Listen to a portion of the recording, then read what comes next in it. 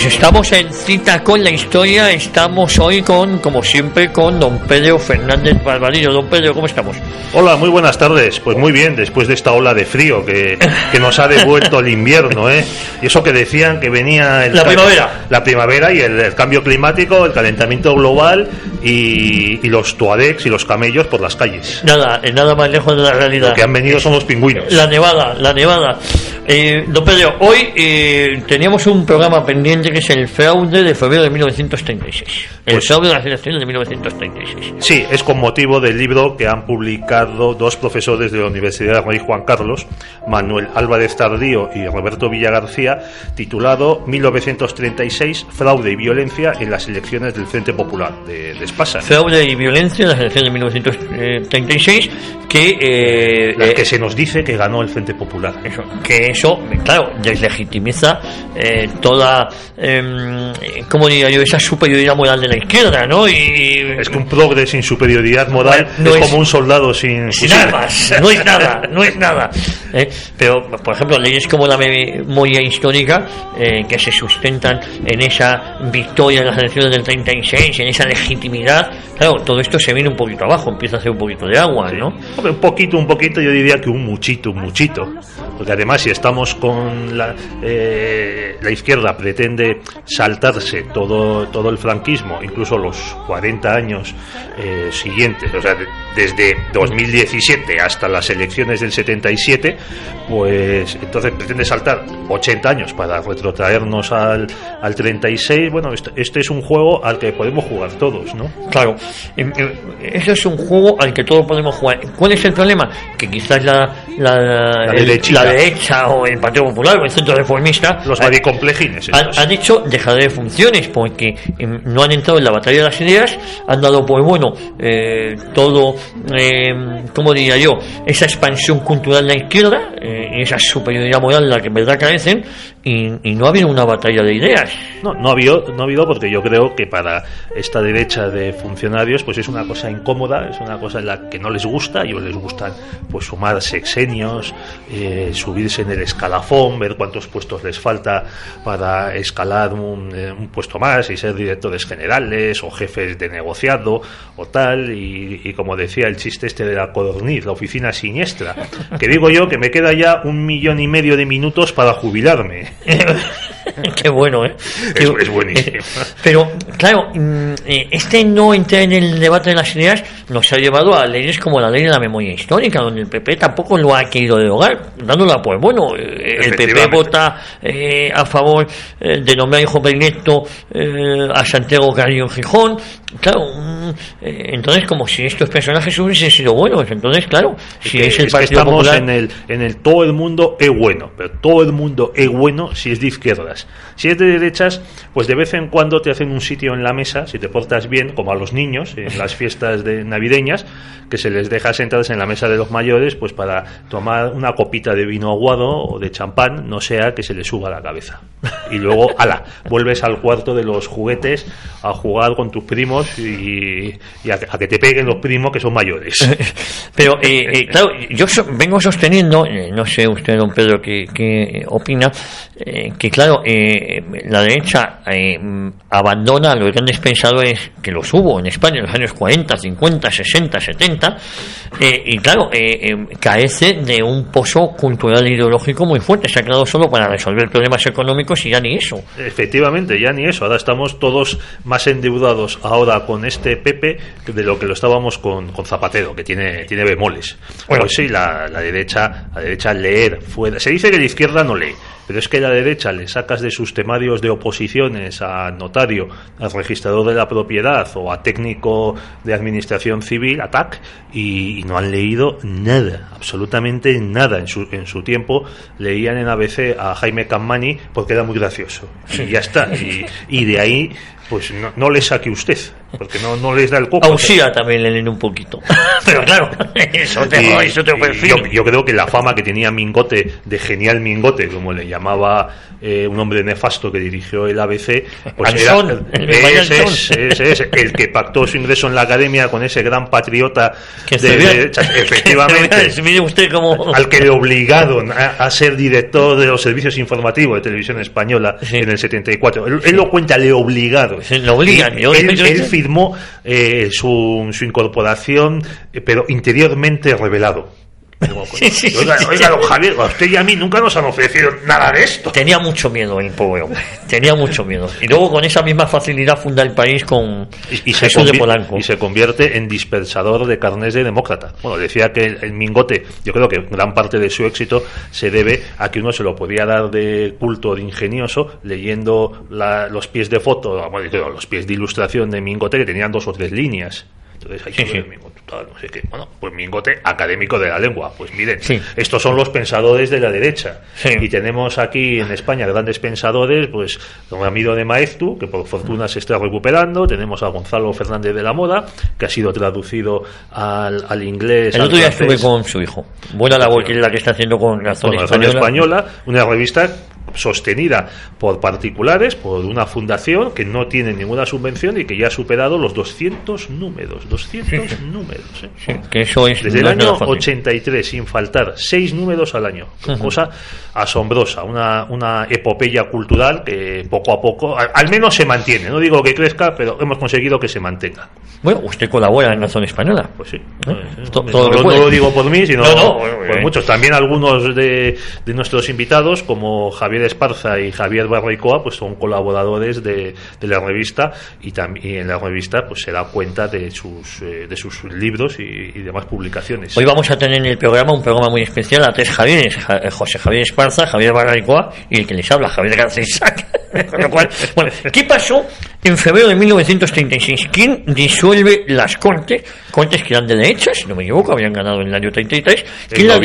En noviembre del 33. Además, había sido una victoria impresionante porque se hace la coalición de derechas, estructurada en torno a la CEDA, dirigida por José María Gil Robles, y es contra el gobierno de izquierdas que está en ese momento y con la ley electoral diseñada por la izquierda. Muy complicado, porque no estaban pensados para perder en las elecciones. Efectivamente, y tan mal le sentó a los izquierdistas y al PSOE y a Manuel Azaña que al año siguiente, en octubre del 34, pues mire usted, montan una revolución que, claro, ahora es una huelga general. Ahora llaman, no es una huelga general, una insurrección. Estas tonterías también las decía mucho la derecha en el franquismo. Bueno, eso fue una insurrección y demás. Y entonces 1.400 muertos, y hubo que traer tropas de África que no llegaron a actuar, pero porque ya la resistencia minera en Asturias acabó antes de que llegasen, pero se llegó a llamar a tropas de África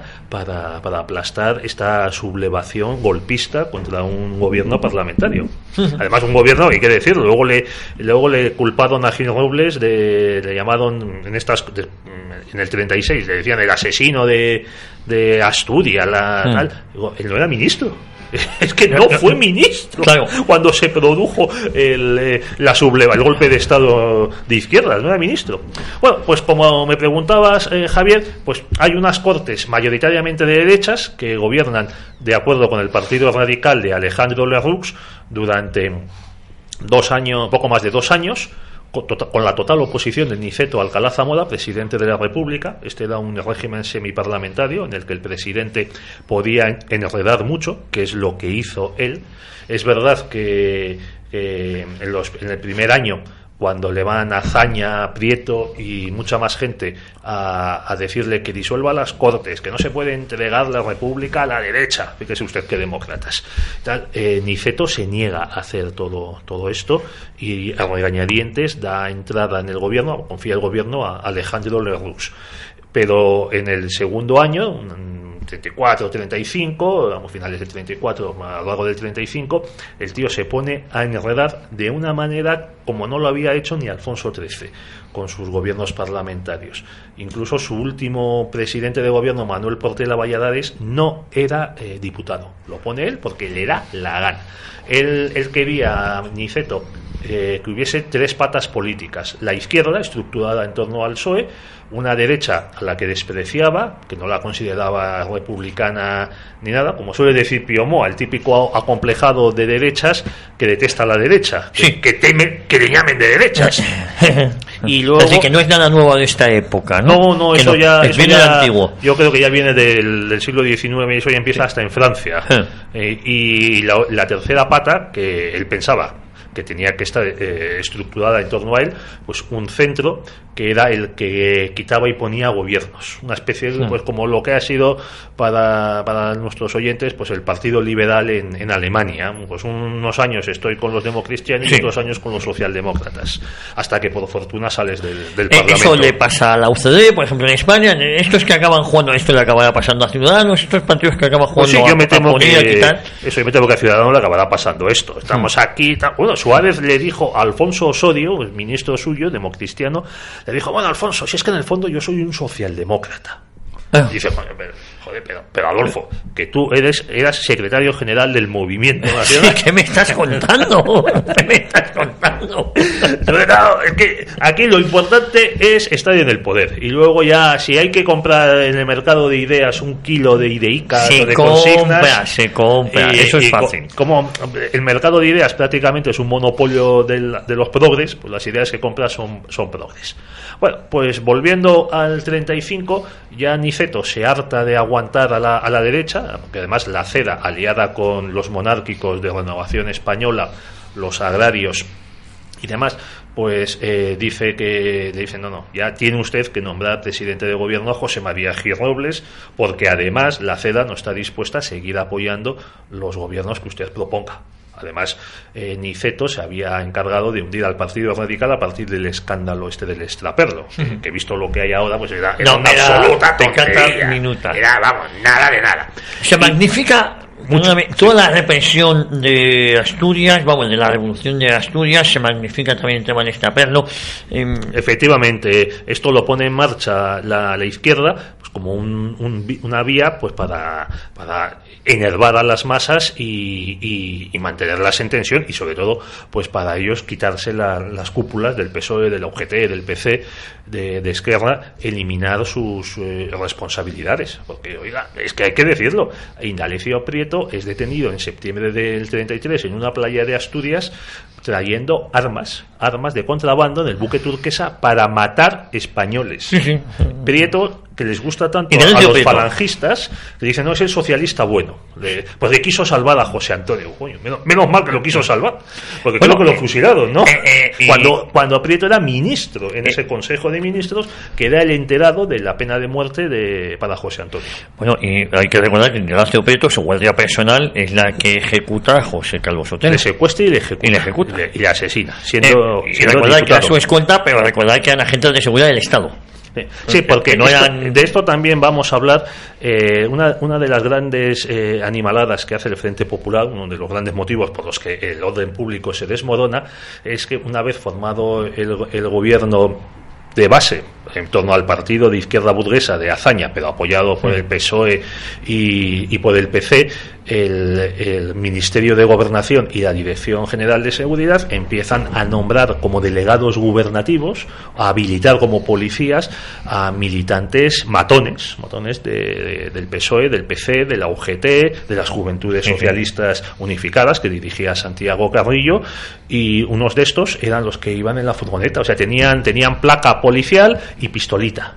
Esto también hay que decir que el primero que lo hizo, bueno, uno de los primeros en hacerlo, fue un tal Adolf Hitler en Alemania. En cuanto se hacen con el poder para reprimir a los socialistas y a los comunistas, pues a muchos militantes de las SA, la tropa de choque del partido nazi, pues Hermann Göring y demás, pues les nombran policías, les habilitan como policías, y entonces ya no son matones, son policías habilitados y pueden detener y aplicar la ley de fugas, pues en Alemania a los militantes socialistas y comunistas, y en España pues a los militantes derechistas y falangistas. Así, ni más ni menos. Sí, no, esto hay que decirlo porque es así.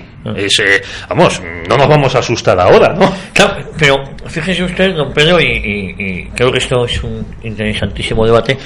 Si hubiese habido gente o personas que hubiesen sabido contestar por ejemplo, la ley de la memoria histórica, no estaríamos en esta situación, ¿no? Es decir, se ha hecho una dejadez tal de funciones que se da por buenos cosas, aunque uno demuestre lo contrario. Esto viene a colación por el tema de hoy. Uno demuestra, mira, es que las elecciones de febrero del 36 fueron un fraude, dice, no se entra al debate sino al insulto. Aquí efectivamente, esto, ¿no? Efectivamente, estamos en un momento en el que los hechos no importan. Y esto ya es que está sucediendo incluso con la biología, o sea, con el famoso autobús de hazte oído. O sea, los niños tienen pene, es transfobia, es transfobia. ¿Quieres hablar de una obviedad? Y dices, bueno, es que estos son los que protestan, los que se tiran debajo del autobús para pararlo y demás, son los mismos que le echan en cara a la Iglesia que quemase a Galileo, cuando la Iglesia no quemó a Galileo. Galileo se muere de viejo en la residencia de un obispo, hay que decirlo. Pero es que paradojas en las que vivimos, la izquierda, que presumía en su ateísmo de ser la ciencia pura, está hoy cada día más en la superstición, en el dogma y en la consigna. No sé, un suceso del que no se habla es que cuando llegan las tropas soviéticas a Checoslovaquia, creo que es Brno, un pueblo de Brno, hay una estatua al Agustino Mendel, que es el que elabora las leyes de la genética a partir de sus experimentos con guisantes. Y como esto contradice la doctrina bolchevique, lo que hacen esas tropas es volar la estatua de Mendel. Usted imagínese si esto lo hubiesen hecho los tercios españoles con una estatua de Lutero, o lo hubiesen hecho los norteamericanos pues con una estatua, no sé, de Rosa Luxemburgo o de Bertolt Brecht o de cualquiera de estos impresentables. Pero ya vemos, la izquierda, como decías al principio, pues tiene bula, tiene la superioridad moral, y la derecha no quiere problemas, la derecha quiere negocios. Eso es, y con eso se apaña. Efectivamente. Y si hay problemas, pues, oye, cogemos el avión y nos vamos a Miami. Nos vamos a ir a publicidad, pero a mí me gustaría, bueno, ya nos has adelantado el tema de la disolución de las Cortes. Sí, las Cortes las disuelve Niceto y fija la primera vuelta de las elecciones para el 16 de febrero. Es que hay que explicar que hay dos vueltas en estas elecciones. Te iba a preguntar por el sistema electoral. Era a dos vueltas. Además era un sistema curioso porque hasta el año 31 las circunscripciones son uninominales, como en Gran Bretaña, o sea, una circunscripción en la que elige un diputado cada una. En el 31, para las Cortes Constituyentes ya se introduce la circunscripción provincial para impedir que se quiere destruir los cacicatos, lo cual no se consigue, pasan a ser los caciques los partidos políticos. Y además el Congreso, que se convierte en Cámara Única, pues las Cortes son unicamerales, no hay Senado. El Congreso tiene 473 diputados que se distribuyen pues en varias provincias, y las mayores provincias, pues Madrid, Barcelona, Málaga, Sevilla, Zaragoza, Valencia, Vizcaya y alguna otra, tienen varios diputados por la capital. O sea, por eso quien vaya a este libro o a otros verá la elección de Barcelona capital, la elección de Barcelona provincia, y se establece una doble vuelta para en el caso de que no haya ninguna candidatura que en la primera vuelta no obtenga el 40%. Si una candidatura tiene el 40%, pues ya se distribuyen los diputados, si no, se va a segunda vuelta. Y la distribución de diputados es un sistema muy desequilibrado. Pues puedes tener 12... Pongamos un caso, pues puedes tener 12 diputados y la mayoría se lleva 9 y la minoría se lleva 3, aunque la separación entre las dos listas pues sea de unos pocos votos. Además, era un poco complicado el sistema, parece mentira, en una España en la que había un porcentaje muy alto todavía de analfabetos, pues había que marcar en la papeleta unas cruces, y la gente solía tener, si se elegían 12 diputados, pues tenía 11 elecciones, por ejemplo. Entonces, claro, es lo que te obliga a ir buscando tus candidatos.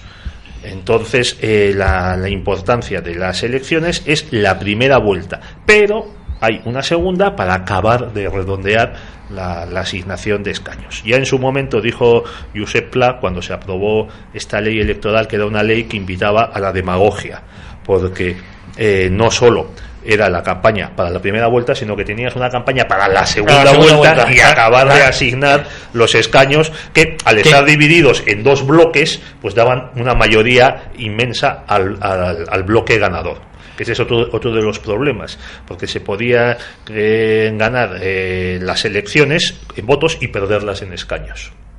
Un poco lo de Hillary Clinton. Bueno, luego continuamos con este apasionante tema, porque nunca se llegó a celebrar la segunda vuelta. Sí, se celebró la segunda vuelta. Lo que no se ha sabido nunca es los números oficiales. Vale, pues eso es se lo que celebró varía. la del 16 de febrero y me refería a que los números oficiales de esa segunda vuelta jamás llegaron a...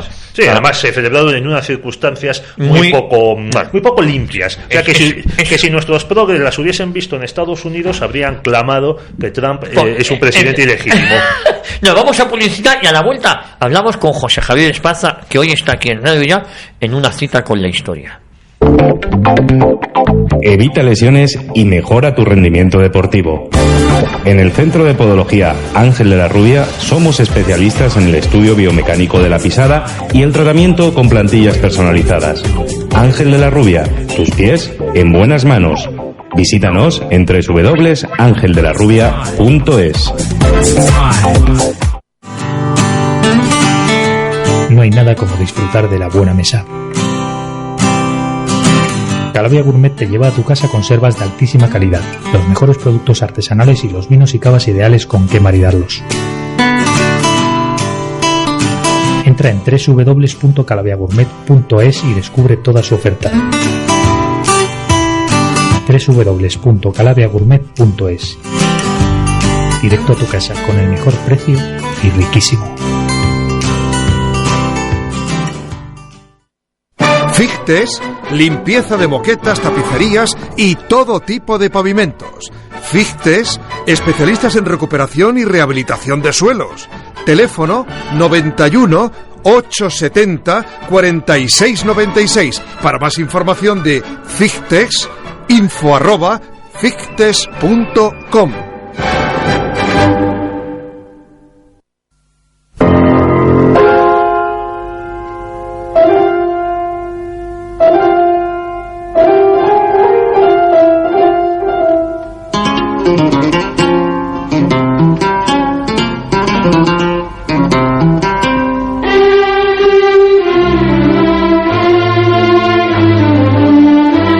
Pues ya estamos de vuelta y seguimos con Pedro Fernández de Barbadillo y nos acompaña hoy José Javier Esparza. José Javier, muy buenas tardes. Muy buenas tardes, verde como la albahaca, te oigo. ¿Qué tal? Verde como la albahaca, ¿cómo sabes? Bueno, ¿cuánto tiempo sin verte, Sí, es verdad. Sí, hace tiempo, Bueno, Javier García Isar, porque tenemos dos Javieres. Hola, soy Pedro.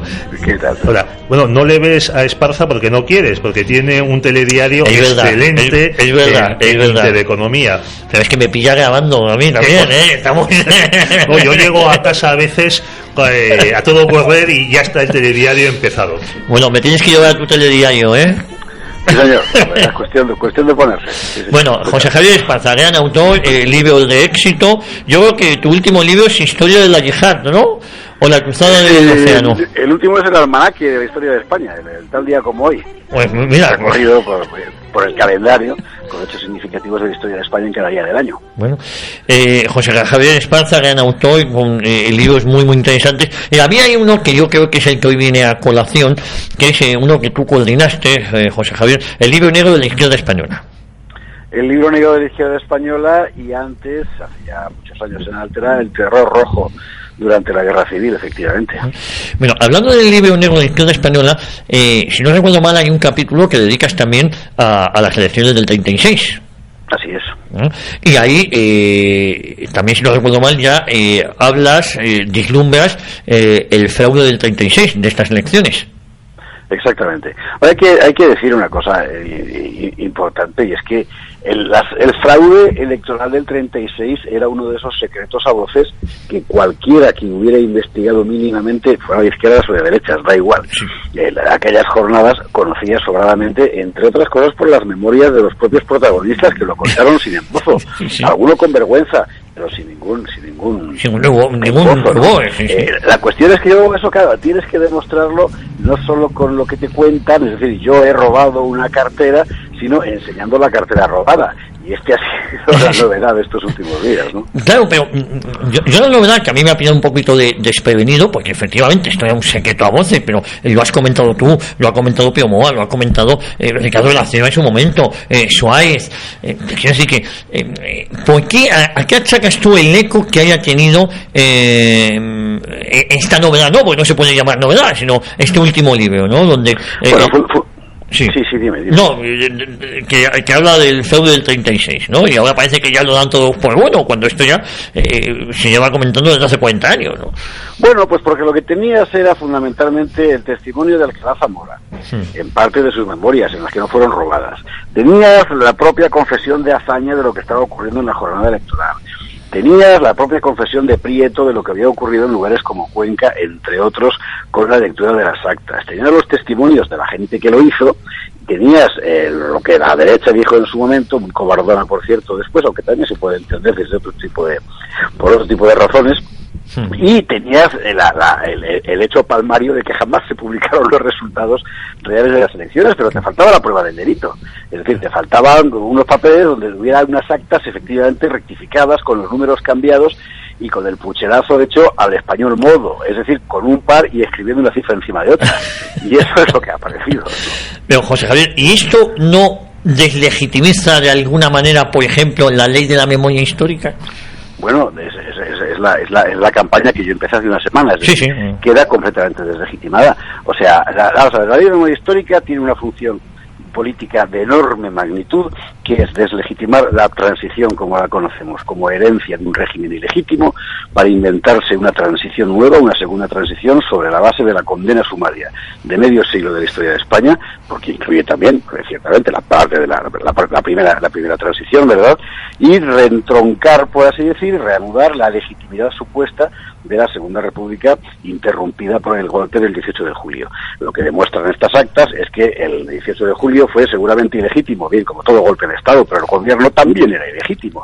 De tal forma que la legitimidad de la República se había perdido bastante antes del golpe de Estado. ¿Esto qué quiere decir? Pues esto significa que el proyecto político, insisto, de una enorme magnitud, porque ya estamos viendo las consecuencias, por ejemplo, con la normalización de los separatismos, ¿no? Bien, ese proyecto político queda enteramente deslegitimado porque trata de encontrar una memoria histórica propia que además llama así y que sencillamente es falsa de arriba abajo.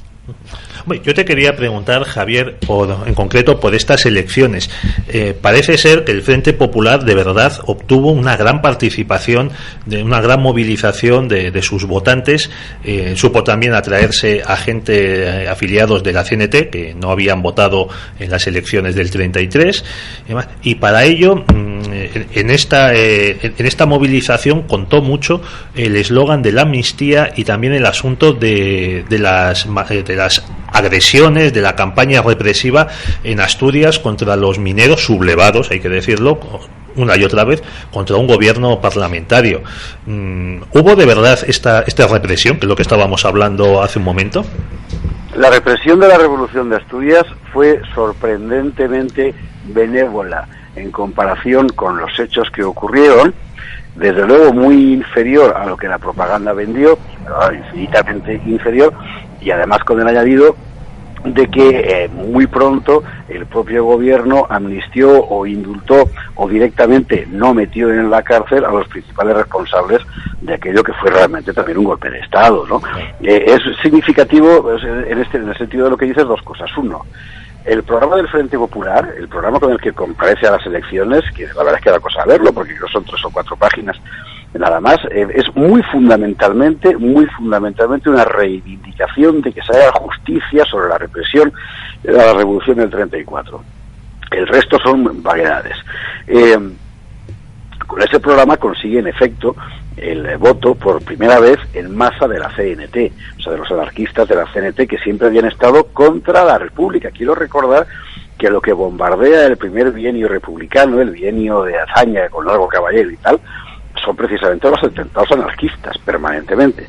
Bien, cuando ganan las elecciones, la derecha pide en las Cortes, hágase la comisión para investigar la represión de Asturias. Y jamás saldrá adelante esa petición porque el gobierno no quiere hacer esa comisión, porque sabe perfectamente que ha construido un relato sobredimensionado por completo. ¿Hubo represión? Bueno, pues claro que hubo represión. Había una revolución, ¿cómo no va a haber represión? Pero muy lejos, enormemente lejos, del relato que vendió a la izquierda inmediatamente después. Por eso jamás hubo una comisión de investigación sobre la revolución de octubre, ¿no? Otra pregunta, Javier. Justo después de cerrarse las urnas en toda España en la primera vuelta, el domingo 16 de febrero, en muchas provincias empiezan manifestaciones populares, como ellos dicen, por la alegría de la victoria. Manifestaciones, algunas de ellas que acaban con asaltos al gobierno civil, a los ayuntamientos y similares. Demasiada casualidad para ser espontáneo todo esto, ¿no? Es un asunto que habría que estudiar con fuentes más directas y es algo que siempre hemos echado de menos, porque tiene gente como Juan Simeón Vidarte, por ejemplo, el socialista, que luego, ujetista para ser más precisos, que luego lo ha cantado todo, con lo cual tienes un montón de secretos que han salido a la luz, pero este punto concreto debería ser iluminado porque hay testimonios de personas que, bueno, es que yo lo viví, es que yo estuve allí, es que yo era el camión, es que yo no sé qué. Pero no fue con toda seguridad, desde mi punto de vista, tengo esa certidumbre completa, algo, como decir, espontáneo, porque es una espontaneidad que recuerda poderosamente a la que se produce el 14 de abril del 31, donde también espontáneamente salen las milicias socialistas de la Casa del Pueblo en Madrid, por ejemplo, para dirigirse a la Puerta del Sol, y ya un jovencísimo Santiago Carrillo preparado con el coche para llegar allá al Esteiro, ¿verdad? Es decir, es exactamente el mismo procedimiento. Es decir, voy a simular una insurrección popular. Y esa insurrección popular es que la gente espontáneamente sale a la calle. Bueno, os acordáis un poco de cómo acabó el 15M, ¿no? Aquí. La gente espontáneamente sale a la calle y monta espontáneamente una reivindicación espontánea que, mira tú por dónde, coincide con los intereses de quienes estaban planificando desde meses atrás. Esto es un poco lo mismo. Hay que recordar una cosa muy importante, que es que aquellas elecciones fueron extraordinariamente violentas incluso en el interior de la propia izquierda. Muy pocos meses después de las elecciones, los anarquistas van a matar a tiros, creo recordar que fue así, a un jefe de la UGT en el puerto de Barcelona. Muy pocos meses antes de las elecciones se habían enfrentado a bofetadas los dos bandos del Partido Socialista. Durante las elecciones, en el Fijeno Meeting, se dieron a tiros, las escoltas de Indalecio Prieto y de Negrín, en fin, que el ambiente era de una violencia extrema. Y esa violencia fue encauzada con una consigna que era tomemos el poder. Y hasta tal punto, desde mi punto de vista, era esa la consigna, que cuando Azaña forma gobierno, habiendo sido el PSOE con esos resultados trucados el partido más votado de largo del Frente Popular, directamente yo no quiero entrar en el gobierno. Yo quiero seguir en la calle la misma estrategia que he comenzado, una estrategia de tensión propiamente dicha, que he comenzado ya. Y es a lo que se dedica fundamentalmente el PSOE, a la caballerista que se ha hecho con el control del partido completamente en los meses siguientes. Y desemboca de forma natural, apenas un mes, 2 meses después de las elecciones, en los sucesos de la Primavera Trágica, que es que vale la pena recordarlos. Claro, lo que pasó inmediatamente después de una guerra fue tan tremendo que ha dejado, como decir, prácticamente oscurecido lo que fue aquella primavera, pero estamos hablando de centenares de muertos por violencia política, de centenares de atentados, de periódicos incendiados como el Ideal de Granada y de cosas tan surrealistas como que las milicias del Frente Popular en Granada literalmente se lanzan a quemarlo todo y como el gobernador civil no lo puede controlar, lo que hace es directamente otorgar carné de policía a los mismos milicianos que estaban quemando las cosas, ¿no? O sea, es que ese era el ambiente y responde evidentemente a una estrategia revolucionaria. Cuando se levanta el ejército, cuando empieza a trabarse la conspiración, no era solo porque fueran unos reaccionarios que odiaban a la Segunda República, que ciertamente lo eran, sino que era fundamentalmente porque la deriva revolucionaria estaba clarísima y igualmente estaba claro que el gobierno ya no era capaz de controlarlo. Quiero recordar que muy poco antes de la sublevación militar, Franco, que era el tibio la cúpula militar escribe el entonces presidente del gobierno, Casares Quiroga, diciéndole, presidente, la que se está liando es esta, y le advierte de lo que está pasando. Y Casares Quiroga ni siquiera le contesta esa carta. Pues, mira, en la página 256 del libro que estamos comentando, los dos autores dan una estimación de muertos por violencia política del 1 de enero del 36 al 16 de febrero, o sea, la fecha de la primera vuelta. O sea, los muertos por violencia política ellos los sitúan en 41 y muertos dudosos 9, heridos graves 80, y estos son datos elaborados a partir pues de gobiernos civiles, diario de sesiones de las Cortes y prensa de la época. Pero esto es lo que pasó en el 36. En las elecciones del 33, que gana la derecha estando en la oposición, como decíamos antes, y con una ley electoral hecha para favorecer a la izquierda, estos calculan que entre el 10 de octubre y el 19 de noviembre, que fue la primera vuelta, hubo 27 muertos. O sea que parece ser que la democracia republicana no era muy pacífica. Y ahí fue fundamentalmente la violencia anarquista, que fue un auténtico azote.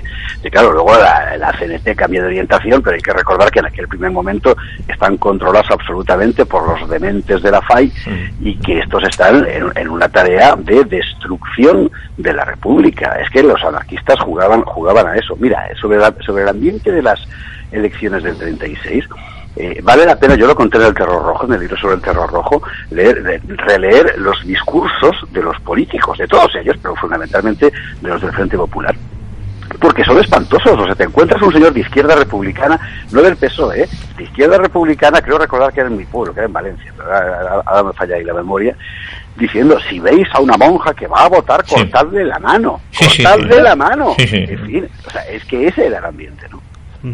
Y otra cosa de la que tampoco se habla es que después de las violencias del mismo día 16 dimiten muchos gobernadores civiles, dimite el propio Portela Valladares en un acto de una cobardía indescriptible. Niceto también se acoquina, por decirlo suavemente, nombra a Manuel Azaña presidente, y luego otro de los momentos culminantes o de las fases de este pucherazo es que las masas también espontáneamente toman las salas de las audiencias provinciales donde se reunían las juntas electorales y aprobaban las actas y luego las enviaban a las Cortes. Ahí también se asiste a insultos, amenazas, manipulaciones y similares. Es que es la clave de todo. La clave de todo es la cobardía de Alcalá Zamora cuando ve que la cosa le está yendo de las manos. Portela Valladares no aguanta.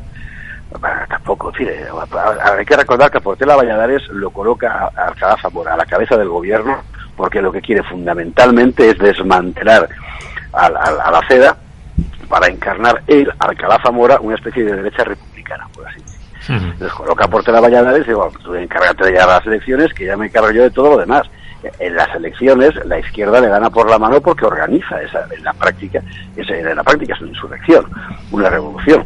Portela Valladares sencillamente se acoquina, por utilizar un término, en fin, de melifluo. Y Alcalá Zamora, es su responsabilidad absoluta, comete el inmenso error de pensar que poniendo a Azaña al frente del gobierno va a poder controlar la ira popular. Es al revés. Primero porque Azaña no controlaba nada, y en segundo lugar porque Azaña con toda seguridad formaba parte del plan. A partir de ese momento, la segunda vuelta de las elecciones queda bajo el control, y así es tremendo, la segunda vuelta de las elecciones queda bajo el control del Frente Popular, que estaba con la violencia presionando para adulterar desde el principio el resultado de las elecciones. Claro, es algo abominable. Imaginemos ahora, por ejemplo, imaginemos que en las elecciones francesas que tenemos encima, la primera vuelta la gana Macron, imaginemos. De repente se asusta Hollande y decide formar gobierno para que controle la segunda vuelta a Marine Le Pen, por poner ese ejemplo, ¿no? Que estaba la segunda y que quería ganar. Todo el mundo sospecharía, y estamos hablando de un país relativamente pacificado. Bueno, pues imaginemos todo eso, esa operación, en una situación de tensión violenta, expresa, revolucionaria, como era la de la España del 36. Es una auténtica locura. Y a partir de esa decisión primera de Alcalá Zamora, de adulterar por completo la legitimidad jurídica de la República, todo está ya perdido. Y el propio Alcalá Zamora, como sabemos, terminará siendo víctima de su jugada cuando maniobren Azaña e Indalecio Prieto para cargárselo como presidente de la República, ¿no? Bueno, es que lo de Niceto, la verdad, no tiene nombre, pero es el caso del alguacilado, porque es el caso, efectivamente, del alguacilado. Y hay un fenómeno interesante ahí que le ocurre tanto a Alcalá Zamora como a Manuel Azaña, y es el siguiente. Alcalá Zamora y Azaña en realidad son políticos del siglo XIX, y ninguno de los dos ve en ningún momento que lo que tienen bajo los pies, eso que llamaba Azaña en una frase cursilísima, algo así como la fuerza de los brazos del hombre natural, no que fuerza ni brazos ni gaitas, era una revolución bolchevique y no lo veía. Es impresionante. Sí, eso lo cuenta muy bien Stanley Payne en la biografía que ha escrito de Niceto Alcalá Zamora, que define tanto a Alcalá Zamora como a Portela Valladares como hombres decimonónicos que no se habían dado cuenta de la transformación de la política en una política de masas y de partidos después de la Primera Guerra Mundial. No, pero quería comentarte, o sea, Niceto es que llega a un punto tal de alucinación que él dice en sus memorias, él reconoce que ha votado al Frente Popular en Madrid y que él también pide a Portela Valladares que desde los gobiernos civiles, sobre todo en Galicia, que era el cacicato por excelencia, le eche una mano a los diputados del Frente Popular, porque él estaba convencido de que el Frente Popular como mucho iba a sacar 180 diputados en una cámara de 470 y tantos. O sea, ese era a ese punto de aislamiento de la realidad había llegado el bueno de don Niceto. Es lo que tiene la presidencia del gobierno en España, empuja a todos sus inquilinos a semejante aislamiento. Fue un auténtico fracaso, hay que recordar la opción de Alcalá Zamora en las elecciones. Y fue un fracaso no porque nadie adulterado los resultados en este caso, sino porque es que nadie le votó. Es decir, se quedó literalmente colgado de la brocha. Bueno, la historia le había pasado por encima, le pasaría aún más por encima cuando tenga que abandonar la presidencia de la República, como le pasará inmediatamente después a Azaña cuando vea que ya no es capaz de controlar al Frente Popular cuando él pensaba que sí. Bueno, José Javier, ya para despedirte una última pregunta. ¿Por qué la derecha acepta esta manipulación? Gran pregunta. Vamos a ver, la derecha, desde mi punto de vista, porque sobre esto hay que decir que los cabecillas de la derecha en aquel momento, que fundamentalmente son Gil Robles y Calvo Sotelo, es decir, ellos nunca dieron explicaciones. Calvo Sotelo denunció permanentemente cuando las elecciones la repetición de las elecciones en Cuenca, por ejemplo, Gil Robles trató de sacar partido de aquel fraude para decir, por esto déjame organizarlo a mí por lo menos, ¿no? Es cuando Gil Robles intentó colocar a Franco y a José Antonio y a un tercero que no recuerdo como en la lista para que salgan, ¿no? La derecha piensa que puede todavía reconducir la situación y que al fin y al cabo más seguros estarán ellos, sus vidas y sus haciendas con Azaña en el gobierno que con el Frente Popular. Y a partir de ahí hay un episodio oscuro, con toda seguridad, que jamás conoceremos, creo yo, porque se llevaron en secreto a la tumba todos ellos, ¿no? Que son las confabulaciones a varias bandas entre Gil Robles, Miguel Maura, que es un personaje importantísimo y que nunca aparece, pero que es un personaje. Hay que recordar que Miguel Maura es el que intenta el 17 de julio una salida de dictadura militar republicana para evitar el golpe, ¿no? Y era de los cabilderos de la República. Bueno, Azaña, etcétera.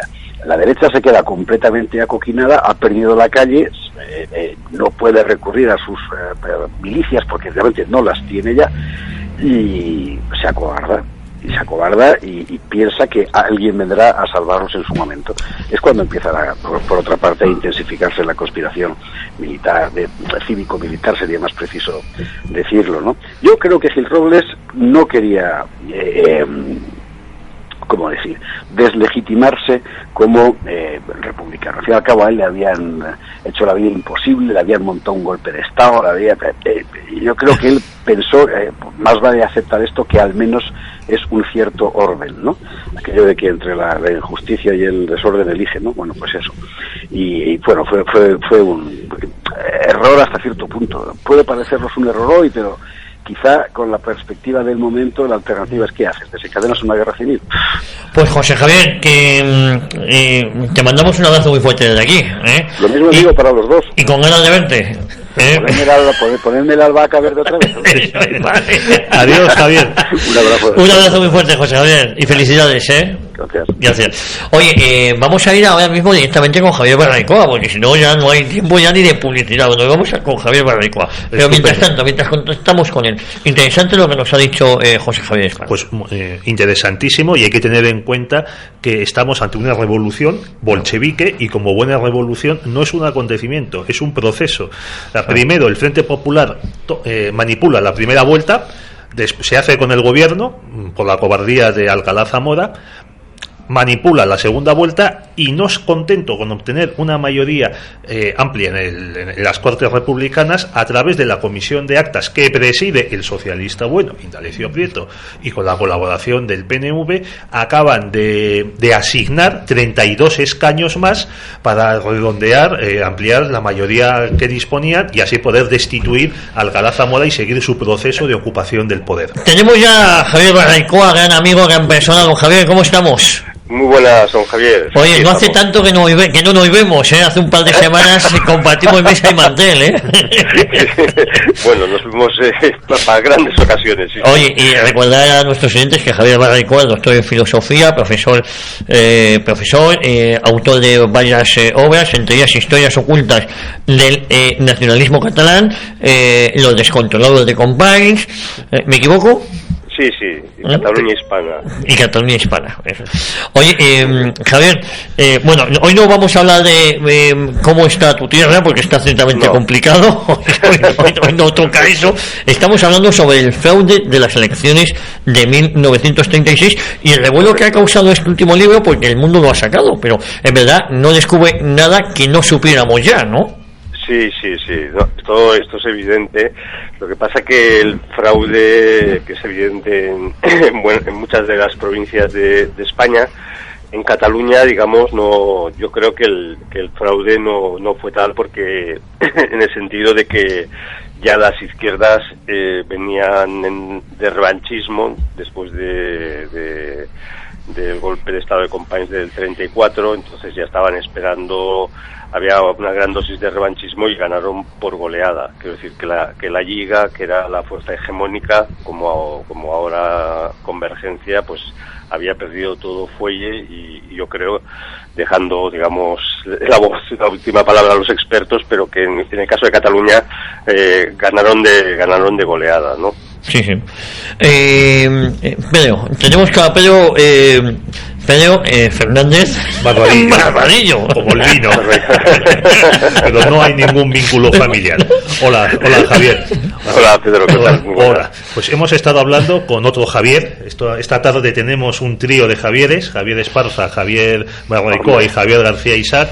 Y bueno, tú ya lo anticipabas. O sea, Cambó, que había ganado de calle en el 33, en el 36 es laminado por las izquierdas, y eso que las izquierdas no controlaban ninguna administración, no estaban en la Generalitat, porque la Generalitat estaba intervenida por el gobierno de Madrid. Fíjate tú, oye, no pasó nada, la verdad. No, en absoluto, claro. O sea, qué cosa. Y entonces una de las cosas que pasa es que esa misma tarde del 16 de febrero van las masas creo que es de la Esquerra, los escamots, ¿no? Tú que has escrito. Sí, los escamots de la Esquerra. Van a gritar delante del domicilio de Cambó, le van a gritar, ¿cómo es? Mori Cambó, ¿no? Sí. Muerte a Cambó. Bueno, Mori Cambó, lo que pasa es que este Mori Cambó es la repetición en el 31 de la famosa gritos de Mori Cambó Viscamasiá, ¿no? Y entonces para recordarle que Cambó, claro, que los catalanismos, pues el catalanismo conservador, pues ya tiene que desaparecer, tiene que morir. Lo que pasa es que Cambó, como era un personaje muy especial, justo cuando perdía elecciones o esto, le cogía una depresión, entonces cogía su barco y se iba. Entonces no estaba en Barcelona. Y de hecho el 36 le coge en el mar Adriático de vacaciones, porque tenía estas cosas, ¿no? Al ver el desastre electoral de la Lliga, pues deja abandonados incluso a sus colaboradores más íntimos, que quedan absolutamente descolocados. Y entonces en Cataluña lo que ocurre es cuando aparece la famosa expresión esta del oasis catalán, porque es verdad que, como se comenta en el libro, la violencia se dispara tras las elecciones de febrero, pero en Cataluña, salvo que incendian el círculo tradicionalista en Barcelona y alguna bomba, hay como una paz. Pero esa paz yo creo que se explica porque se está pergeñando lo que va a ser el 36, el 19 de julio aquí, que va a ser tremendo, y es cuando entre Esquerra, los escamos de Esquerra y los anarquistas, entre ellos también se lidian sus tensiones, ¿no? Es cuando matan a los hermanos Badía, precisamente, en abril, y digamos este oasis catalán pues acaba estallando, y como bien sabéis aquí la persecución es terrible, ¿no? Bueno, yo creo que de este asunto del oasis catalán y de cómo se desarrolla la guerra civil en Cataluña, tú que has escrito este libro de los descontrolados de Companys, está muy bien el descontrolados, porque demuestras que estaban perfectamente controlados, que es lo que estamos diciendo desde hace mucho tiempo, que igual que los incidentes el fervor popular por la victoria del 16 de febrero y hombre, espontáneo, mover a miles de personas en todo el país el mismo día, a la misma hora, con los mismos gritos, no es muy espontáneo, la verdad. No, y además, aparte que en el libro se intenta argumentar lo mejor posible, todos los itinerarios del ejército en Barcelona que se alzan armas, que van recorriendo diferentes calles para intentar llegar a la Generalitat, pues ese itinerario es perfectamente conocido por los anarquistas, porque precisamente los servicios de orden público de la Generalitat, que ya tenían sus espías y los habían conseguido, pues los pasan a los anarquistas, ¿no? Y ya desde primera hora de la mañana ya están armando la Guardia de Asalto y la gobernación de la Dirección de Interior de la Generalitat de Cataluña está armando a los anarquistas pues con las armas que había, y por eso también había parte del oasis, era porque habían requisado todas las armas de los Somatén en Cataluña, y claro, habían dejado desprotegidos a todos los hombres de derechas que, digamos, tradicionalmente eran los que componían el Somatén, ¿no? Oye, mira, ya para acabar te quería preguntar por la reacción que está teniendo este libro entre algunos historiadores aficionados a la historia, periodistas y gacetilleros. Vamos, yo he visto unos tweets de Carlos Hernando, que fue director de comunicación del PSOE, el mismo domingo 12 de marzo, cuando El Mundo publicó este anticipo, que decía, los calificaba, decía: en Alemania los historiadores, entrecomillado, de revisionistas, acaban en el banquillo, aquí salen en las portadas. Y más adelante dice, estos dos historiadores, dice que en Alemania negarían la existencia de cámaras de gas. Qué mal les está sentando a algunos voceros de la izquierda este libro. Pues cuando que es lo primero que ha dicho Javier García Isaac al empezar el programa, dice, pero si esto no es nuevo, lo que se aporta es la documentación, el fraude. Claro. Yo concretamente en mi libro, a mí también me han acusado de revisionista. Se ve que debe ser el nuevo sinónimo mantra de facha o ahora es revisionista, pero yo he sacado la lista de un archivo de la CNT en Londres de más de 1.400 patrulleros en Barcelona, perfectamente organizados por secciones, lo que cobraban, los distintivos que llevaban, los patrulleros de servicio, los choferes, o sea que al final todo lo que quieras de revisionismo, pero la historia es la historia, los datos son los datos, y cuando te acusan de esto, pues es que tienes la verdad, ¿no? Oye, y sobre todo hay un problema, Javier, que claro, esto deslegitimiza, lo comentábamos con José Javier Esparza, pues por ejemplo la ley de la memoria histórica, ¿no? Porque ellos están imbuidos de una legitimidad de las elecciones del 36, que es lo que le dio la victoria, claro, es que eso no fue tal. Bueno, es que son las del 36, es el golpe de Estado como reacción a las del 33 cuando el 34, es el 31 que pasa lo mismo, ¿no? Que pierden las elecciones los republicanos. Claro, estamos en un proceso de deslegitimación de lo que tú dices del presente. Entonces esto es como Orwell, utilizan el pasado para legitimar el presente, ¿no? Pues bueno, ya para acabar, Javier, muy rápidamente, ¿tú por qué crees que el frente se llamaba Frente Obrero de Izquierdas en Cataluña, en la coalición, sí, ¿no?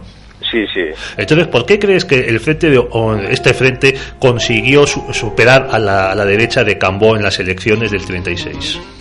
Porque, a ver, tras el 34, o sea, pasó lo mismo que yo creo que cuando el directorio de Primo de Rivera, que el catalanismo de la Lliga tiene que decidir si es más de derechas que catalanista, y entonces prefiere apoyar a Primo de Rivera, y esto lo paga muy caro porque el catalanismo queda, digamos, en el monopolio de la nueva Esquerra Republicana que sale tras el 31, ¿no? Y entonces ocurre lo mismo en las elecciones, porque en el 34, como se interviene la Generalitat y quien tiene que presidirla es un hombre de la Lliga, que por cierto luego acabará siendo tendrá cargos públicos en la época de Franco, o sea que podemos decir que hubo un presidente de la Generalitat franquista. Pues claro, la derechización de la Lliga, pues frente al catalanismo que era muy popular de Macià y de Companys, pues claro, ellos acaban perdiendo, ¿no? Y entonces yo creo que esto históricamente también explica por qué la convergencia de Pujol, tan conservadora, tan de derechas, poco a poco lo que ha repetido es el proceso, ¿no?, de abrir el catalanismo a la izquierda para hacerse más populista, pero al final pierden el monopolio del catalanismo y solo queda la izquierda. Pues, y esto es lo que pasaría. Javier, que es un placer como siempre hablar contigo y que nos encontremos más a menudo, ¿eh? Pues perfecto, sí, yo encantado. Siempre es un placer que estés aquí, en esta ocasión en Cita con la Historia, pero en general los micrófonos de radio ya, ¿eh? Perfecto, estaremos yo a tu disposición siempre. Un abrazo muy fuerte, querido amigo. Un abrazo, Javier. Un abrazo. Pedro, venga. Un abrazo. Pedro Fernández Balbadillo, no hay tiempo para más. ¿Puedo decir una frase? Pero muy rápida, claro que sí. Sacada del Socialista del 20 de marzo del 36, ya acabadas las elecciones. Ni un solo diputado de derechas puede afirmar que alcanzó limpiamente su acta. Esta era la tolerancia y la democracia del Frente Popular. Y esa es la tolerancia y la democracia que estamos viviendo ahora, ¿eh? No lo olvidemos. Prometemos volver Dios mediante aquí a Radio Ya, a Cita con la Historia. No se olviden, todas las semanas tienen una cita con don Pedro Fernández Balbadilla y con el que les habla, Javier García Isaac. Sean moderadamente buenos, amigos. Adiós.